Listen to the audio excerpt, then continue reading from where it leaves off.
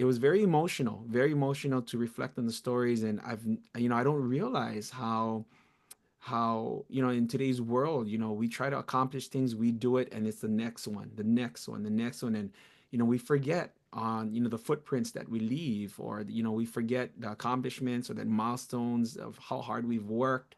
And throughout my music, and especially the relationships that I've developed along the way, it's a big thing, man. It's a big thing. And I was able to reflect and grow as a writer. And I think that's the success right there, when you can reflect and know that you are fulfilling your purpose in the best way you can.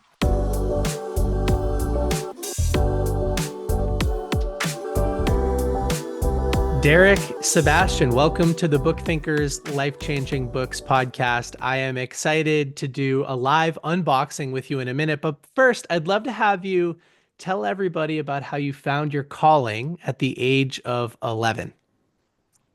Whew. Nick, first of all, thank you so much for having me, brother. I appreciate you and your what you do for our community, and you're such love and light to us all. So I appreciate you. So thank you, thank you, thank you. My journey started really at 3 years old, when my dad passed away. And obviously I was at a young age, but I was just trying to process it all. In the beginning, it wasn't really a I shouldn't say a thing, but I just couldn't understand, you know, why mom was saying that dad was going to be sleeping for a long time. Dad passed away in a bad industrial accident. So, growing up, I did not like, I just, oh man, I just kind of miss my dad. And it really hit me when I started to hit like maybe 8, 9 years old, when going to school, going all these open houses and school functions, and only my sister, or maybe my mom, but she was just busy working. But she was, I was basically like just questioning life a little bit, like why did my dad have to pass, a little bit. And then 11 years old, I was just a little lost, I guess you can say. Just not doing much, brother. Just having bad asthma as well. It was just kind of like going through the motions, going to school. Can't play baseball because of my bad asthma. And 11 years old, man, I was just cruising through the halls as a sixth grader, junior high, intermediate school, and I saw our good family friend, and he was a school security at that time, Mr. Sam Ellis.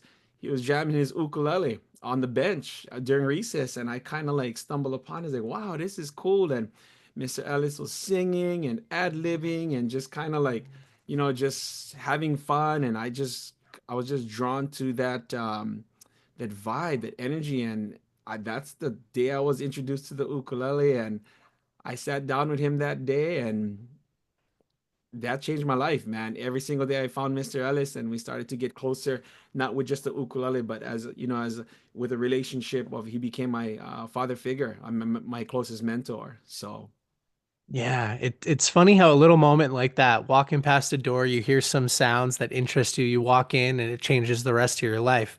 I've got kind of a goofy question next. Why why do Americans in the lower 48, and I'm guilty of this, why do we say ukulele instead of ukulele? well, there's nothing wrong with saying ukulele, brother. So the correct pronunciation is ukulele in Hawaiian, right? It's like O-O-K-O-O lele. Um, Ukulele. Ukulele, and that's the correct pronunciation in Hawaiian. But at the same time, everybody has their own twists and accents to it. And hey, as long as it keeps you smiling, man, you can pronounce ukulele the way you want. So it's all good, man. What is the history of the instrument? Do you know the history of the instrument? I mean, when was it first introduced and how Yeah. long have people in Hawaii kind of taken that up? Well, the history of the ukulele is actually interesting, because it's not a Hawaiian instrument, to be quite honest. The ukulele was actually, it's a Portuguese instrument. So back in Hmm. the late 1800s, a lot of the Portuguese migrated here to Hawaii to basically work in the sugarcane fields. There was a sugarcane boom here, and a lot of ethnic groups came to Hawaii. Not just the Portuguese, but Japanese, Chinese, Koreans, Filipinos, Asians, Caucasians, everybody, Polynesians. They all flocked here, and what happened was the Portuguese came here with a good intention, man. They needed to entertain themselves, so they brought their instrument called the braguinha, and in Hawaiians got really inspired by that instrument, so the Portuguese ended up gifting some of them to the Hawaiians, and the Hawaiians just simply renamed it ukulele. So you're playing a pretty much a Portuguese instrument with a Hawaiian name, man. So, and ukulele translating into English means jumping fleas. Oh, So, wow. yeah, uku means fleas or head lice. That's basically what it is. I didn't make it up. And lele is to jump. So, jumping fleas, jumping head lice. And really, what it is when the Hawaiians strummed the strings back then, because the tuning was a little lower, the strings would jump up and down really quick, and then they were like, "Oh, that looks like jumping fleas," so they named it ukulele. So that's the Oh, story. you learn something new every day. I bet there are thousands of people now who are going to go home today, or maybe they're at home right now, and at the dinner table they're going to say, "I learned something interesting about the ukulele." Is That's that it. it's actually a Portuguese instrument just renamed by the Hawaiian people. That's so cool. That's it, man. Now let's bring you back to 11 years old. So you start finding him each day. You start playing a little bit, learning about the instrument. At what age did you get your first instrument? I would say maybe a year after playing. I was really into that instrument. I played every day when I got introduced to that. So literally, like I would practice 5, 6, 7 hours a day. My mom saw it. She knew that I had a very like deep interest. My passion was growing for it. It was just inevitable. But I was really lucky because my brother, older brother at that time, he was taking an ukulele class in high school. So I would have a free ukulele to practice on because he would bring it home to practice, and I would kind of snatch it from him and practice even more. So the routine was, man, just bring that ukulele home. Even though you're not practicing, I would just practice on it. And it became this routine, and my mom just gave in. And back then there weren't like much good quote unquote entry level ukuleles. So a lot of the ukuleles that was made back then 20 plus years ago, it was all premium ukulele, coil wood and all this fancy stuff. So the ukulele that I got was nearly $1,000, and that was way beyond what we could afford at that time. But my mom put it all together, got my ukulele. It was a kamaka, which is one of those historic ukuleles nowadays. And one of the best instruments made there. So, I was real stoked, man, at 11 or 12 years old, I should say, getting my first premium ukulele, if you will. Yeah, well, shout out to your mom for working to purchase that for you. That's Yeah. amazing. Now, because your father had passed away, did Mr. Ellis in your eyes sort of become a father figure in a way? I mean, were you looking at him in that way or no? At first he was a very close family friend because he knew my older siblings through school and through this program called Junior Police Officer. So they call it JPOs. These kids that help cross the streets and all that good stuff. So he knew me as a toddler. But when we connected with the ukulele when I was 11 years old, that struck another chord, man. At first, it was all ukulele having fun. But as the years went on, ukulele was just an instrument per se, or like a bridge to talk about life, to talk about guidance and encouragement Mm. and love. And it was because I mean I getting all goosebumps right now just thinking about it. But now reflecting, he activated a lot of purpose and intention in my life where it wasn't just about the ukulele. Ukulele was great. We did some amazing things, but I think he was building this foundation under me where despite of the circumstances, the journey, the ups and downs, the trenches, the top of the mountains, whatever I was going to do or accomplish, I had a solid foundation. So he's passed back in 2013 now, but it's a beautiful thing to reflect on him like that. So Yeah, it's a beautiful thing to give him credit in yeah. 2025 in front of thousands of people and help his legacy live on through you and through the music that you play. So, okay, now what happens next? You get your first instrument, you continue to lean into it. How do you go from an 11, 12-year old who just is having fun to where you are today? Ooh, that was a journey, brother. And it still is. The ukulele gave me an opportunity to dream and to have hope. And back then, the ukulele was not a popular instrument when I started to play. I was getting teased and mocked and this and that, whatever, which is all cool, but I really believe this instrument saved my life, man. It gave me hope where when things weren't going good and life was boring, this instrument made me smile and it gave me hope. And Mr. Ellis always used to ask me, "What are your dreams? Like what? Like seriously, let's just talk out loud." And I said, I wanted to travel the world and inspire people through the ukulele. And how it's gonna play out, I don't know. And long story short, um, I started to travel um, to the Bay Area, ukulele festivals, house concerts, workshops, and that really, gained momentum. And then I started to get connected in the sports world. I started to, play halftime shows for the NCAA, working with ESPN, and all of a sudden that kind of, gained momentum in playing the national anthems for the Arizona Diamondbacks. They the one who gave me really the first opportunity, and it did kind of, just transcended into like just a lot of more opportunities. Lakers, Clippers, a bunch of NBA stuff now, MLB, a bunch of other teams, spring training to seasons to and then I started to travel internationally, also touring, teaching. And, Australia was my first tour back in, geez, maybe 2010 or 2011. And that kind of spiked a wildfire of branching out where I started to reach out to, or actually touch down and tour into, Australia, Thailand, Philippines, Korea, China, Europe, Finland, Canada. I mean, just all over, man. And it's just been a beautiful journey, and that led me into like creative writing and music licensing, writing music for film, television, and all that good stuff. And now publishing a book, I guess. Yeah, So which I definitely want to focus on in just a couple of minutes, but you're a very humble person, so you wouldn't bring up any of these names yourself. But I wanna bring up a couple of names for you. Names like Jason Mraz and Boyz II Men. Even Oprah Winfrey decided to hire you for a private session. Is that right? I mean, can you tell us about what that experience was like? yeah, it happened. Jason Mraz and Oprah thing, it happened so close together. It's like a blur.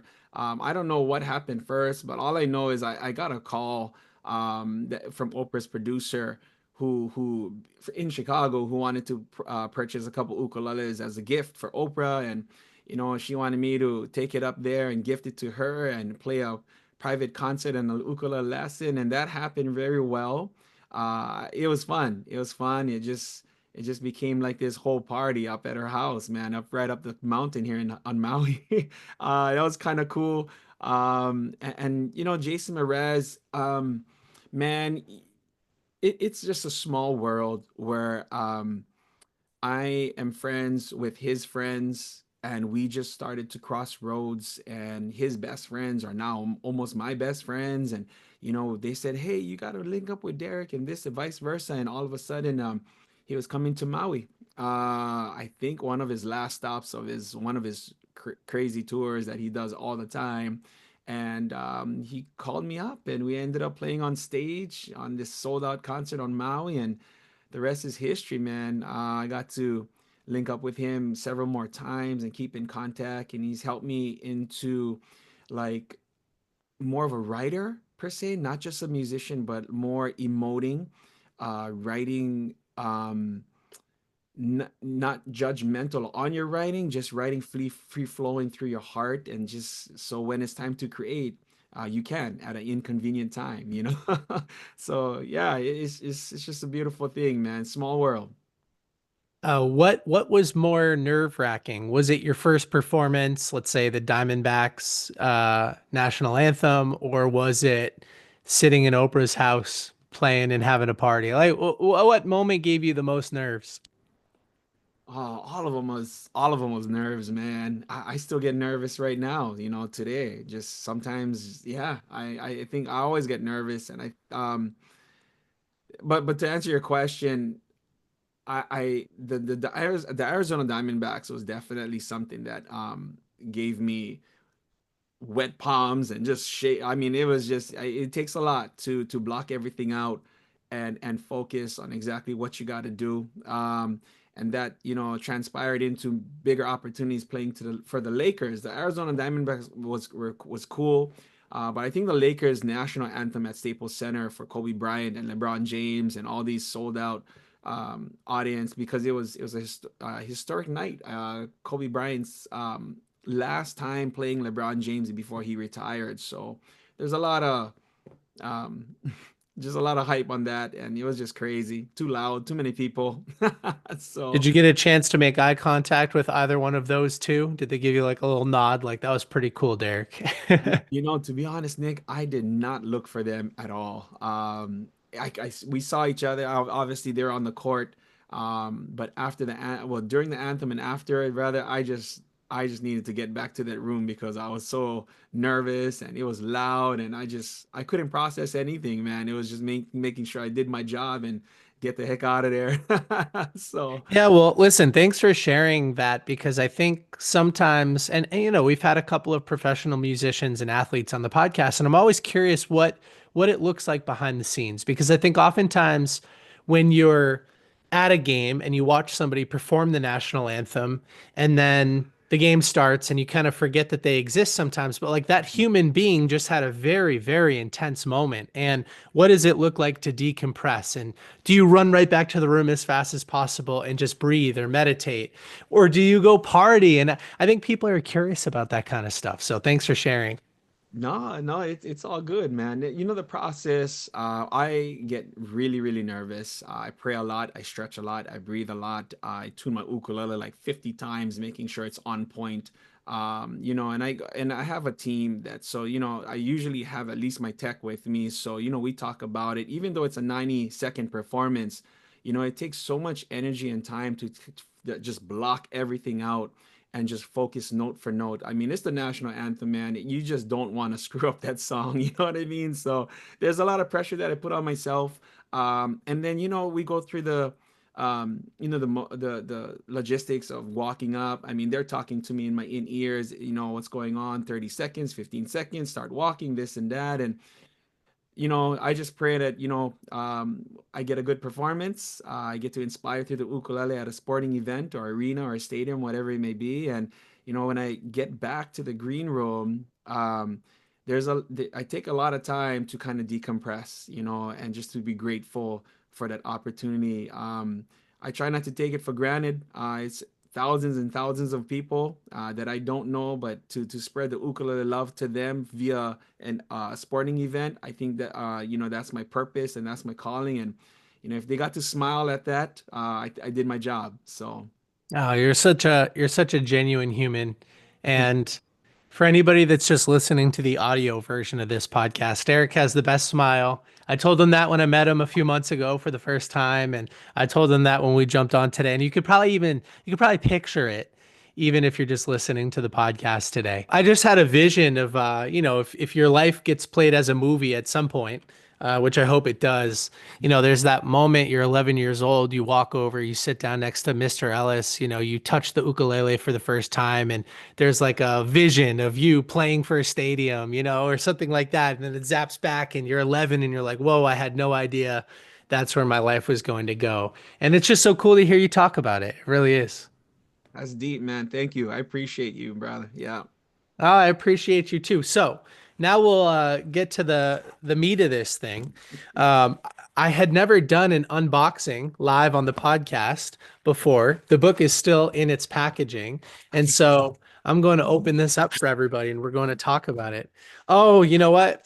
Look at this. We've got a nice little card. Much love and blessings. And here's the book. I'm going to lift this up. I've got the nice hardcover edition. That's So it.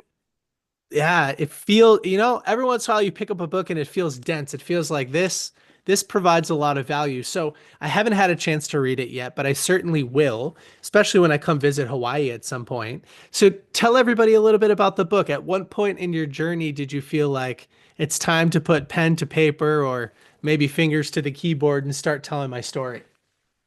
This book journey, that seed was planted years ago. I was just thinking, wow, that would be so cool to be an author. But that thing that what do you call just not feeling good enough, that Imposter syndrome. imposter syndrome. That's the Yeah. one. I'm sorry. I'm on Hawaiian time, Nick. But yeah, that imposter syndrome, not feeling good enough, it was a lot stronger than I expected. So my question was, I mean, my thinking was, who am I to write a book? What is it? What is so special about my story? Everybody has amazing stories. So I always swept that idea under the rug. And um just along the years, and that seed was planted, I would say easy 7 8 years ago or whatever. But I became a good friend with a book publisher and a book coach and a speaker, and he lives right up the street here in Maui, Patrick Snow. And we became good friends. And he was trying to tell me, hey, you need to write a book, and I said every year I would say, nah, no need. Who am I, whatever. And back in 2024, last year, early last year, we were having coffee, and he said, hey, seriously, it's time to write your book. I said, no, thank you. We'll just focus on something else. And he got kind of upset, man. Like, not upset, but he kind of got a little like ruffled and stuff. And I was like, oh my gosh. And then he said, listen, if if you want to keep your story away from the world and not share it with me or whatever, that's fine. But at least write a book for your three boys and your beautiful Hmm. wife and the generations to come, because they need to know, like literally down the line, they're from, where their father came from, and the foundation that was built under him. And because right now they're teens, they're doing their own thing, but one day they're going to reflect on your dad or whatever, and when he's long gone. And the book is him. And that's when I really stopped and I said, holy smokes, man, that was like straight to the heart. And I was like, okay, I got to write the book. And that inspired me to start to reflect on stories, start to write. We developed this template of what the book was going to be about. So our idea was, okay, I'm going to tell the story, but I didn't want it to be all about me. I wanted it to be about the reader. So how can I inspire the reader through my story? So it became a memoir with a message, a personal development book. So I would refer to quotes. I would write my story, and then at the end of each chapter, it would you reflect on what I've learned, and then there's tips, there's summaries, there's questions, there's call to actions after every chapter. And then we started to divide the book in sections, and each section has QR codes so they can scan and reflect the music that I wrote. And it would be on landing pages and lyrics and whatever. So it became very immersive. And it was a long journey, man, a 10, 11 month journey of writing intensively, early mornings, late nights. And but it's a beautiful thing, man. It's definitely a journey. So Yeah, it really is. And I just noticed the Patrick Ewing testimonial on the back that says, listening to Derick Sebastian play the ukulele is truly an exceptional experience. He plays with such clarity and heart that it's truly remarkable. How cool is that? What surprised you during the process of writing this book about yourself? Did you learn anything about yourself while you were writing it? I did, Nick. It's almost indescribable. Um, and to be transparent, I've never thought being an author was that deep, like that experience was going to be that deep, because I was thinking, hey, people are just going to write their story and just publish it and put. But for me, my book coach encouraged me to go deeper in the story. So he encouraged me to write as if I was reliving the moments, and each chapter brought me to tears, because I would be literally setting up the room, darkening it up, lighting a candle, putting some, Einstein studying music in the background. Everything would have to be very perfect, and the frequencies and all that stuff and the vibe.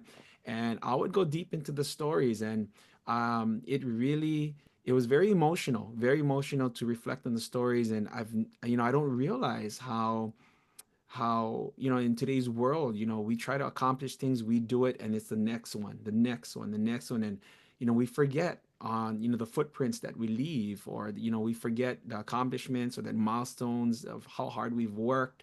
And throughout my music, and especially the relationships that I've developed along the way, it's a big thing, man. It's a big thing. And I was able to reflect and grow as a writer. And I think that's the success right there, when you can reflect and know that you are fulfilling your purpose in the best way you can.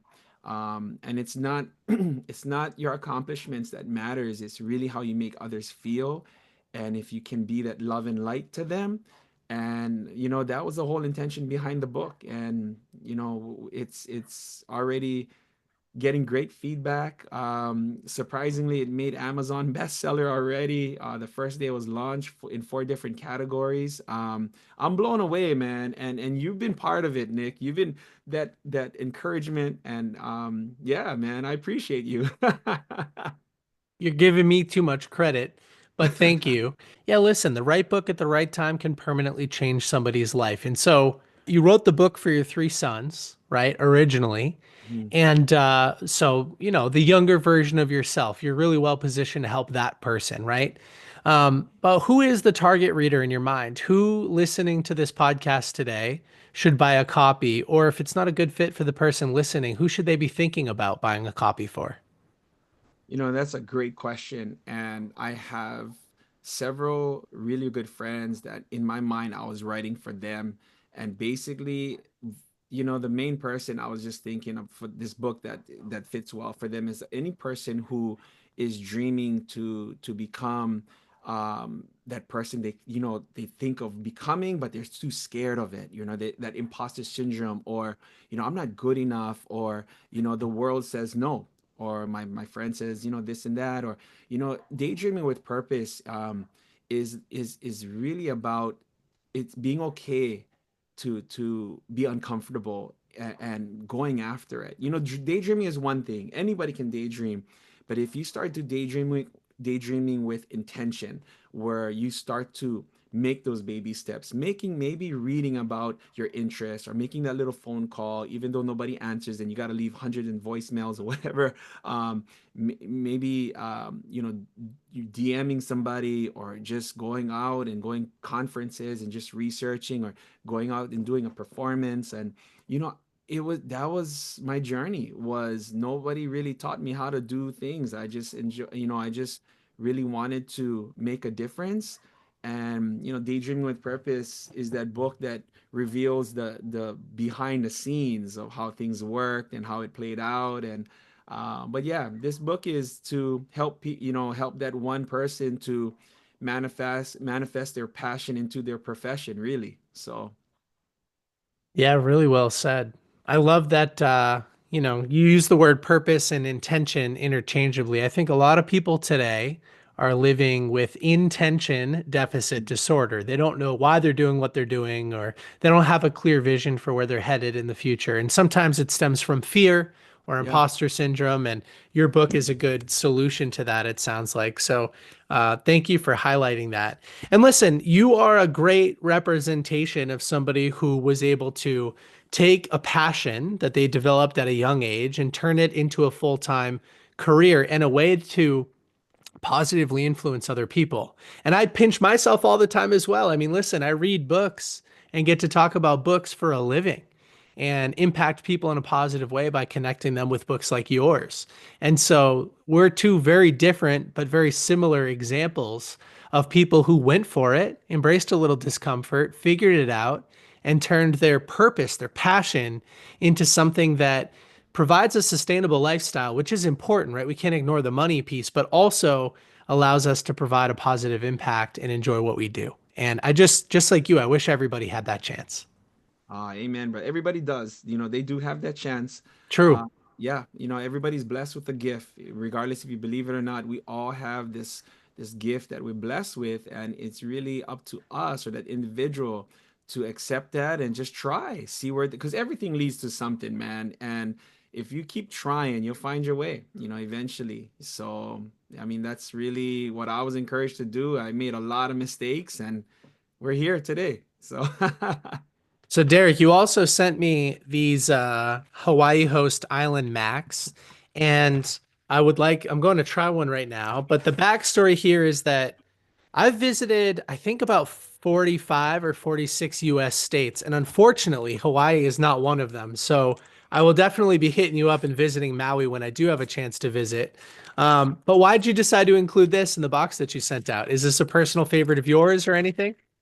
I am a sweet tooth junkie, Nick, and I love apple pies. I love anything apple, but man, you start throwing in that chocolate thing, macadamia, brother. It's a whole different vibe, brother. So, I'm but hey, known for doing book reviews, but not sweet reviews. Although I will say that macadamia nuts are and chocolate are two of my favorite things, and I don't ever think I've had them together. So go for it, man. Let's see if you enjoy it. very good. I'm going to hide this from my wife. I'm happy we're Don't tell recording the her. podcast today too because I just finished 75 hard, and so I wasn't allowed to have any sweets or desserts for the last 75 days. And I Wow. only just stopped it a couple of days ago. This is right up my alley. This is perfect. Well, it keeps you smiling, Nick. That's the main thing, man. Yeah, it really does. So, pardon everybody. I'm chewing at the same time. These are very good. If the book was deleted accidentally, Derek, but you could leave the world with just one message from it, what would that message be? Hmm. It's a great question, Nick. Um, I would say to continue to love. It's a powerful thing, and to me, it's that aloha spirit that I'm born and raised with. Love is to accept. Love is to forgive unconditionally. Love is hello, goodbye.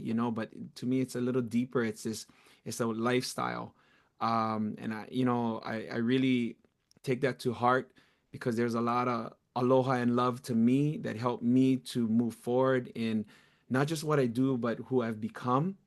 And just, yeah, in Hawaii, we call that the aloha spirit. And if you can embrace that, regardless of your life circumstances, your trials, your tribulations, or whatever, I think if you carry that aloha spirit, knowing the fact that everything happens for a reason and the best is yet to come, and it's okay to not be okay, or it's okay to make mistakes, it's okay to forgive and be forgiven, I think the world would be a better place, and that's my real intention behind the book, to teach my kids that I didn't live a perfect life. I questioned a lot and I still question, but at the same time I still have perspective where it's okay, and to have that in the back of my heart and to live by that. um it's a beautiful thing, man. You don't worry too much, you embrace it, you appreciate, you don't take nothing for granted. And yeah, just love, man. Just have that aloha spirit. Yeah, it's a beautiful message. When I have a chance to visit Hawaii, maybe I'll like get an Aloha Spirit tattoo or something like that because that's something I'd like. I get tattoos oftentimes when I'm traveling as a reminder of like what that area of the world brings to the universal consciousness, something that I find interesting or important or something that I want to constantly remind myself of. And that sounds like a beautiful one right there. It is, man. You might not want to leave. You might be living in Maui, but vacationing back in Massachusetts. I don't think you're wrong. I don't think you're wrong. I wish I met you a few years ago too. My wife and I, we got married 2 years ago in Aruba. And funny enough, we had hired a violinist that didn't show up. Oh So it would have been so no. much better to have an ukulele player come down to the Caribbean. And I know you would have showed up. Automatic, dude. Absolutely. Absolutely.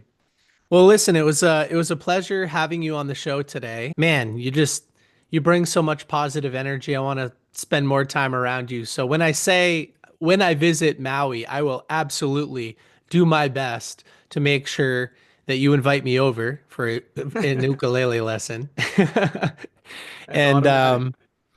yeah, oh, so much fun.